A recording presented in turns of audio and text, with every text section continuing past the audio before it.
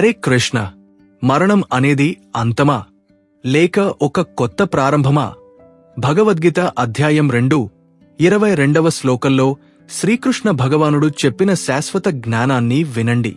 వాసాంసి జీర్ణాని యథా విహాయ నవాని గృహ్ణాతి నరోపరాణి తథా శరీరాణి విహాయ జీర్ణా యన్యాని సంయాతి నవాని దేహి.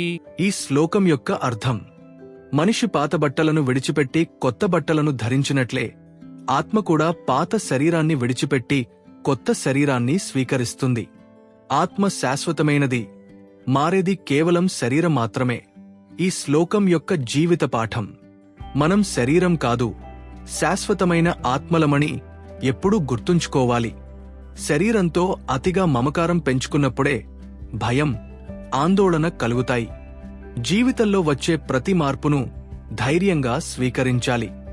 ఏ పరిస్థితిలోనూ మనశ్శాంతిని కోల్పోకుండా భగవంతునిపై విశ్వాసంతో మన కర్తవ్యాన్ని చేస్తూ ముందుకు సాగాలి.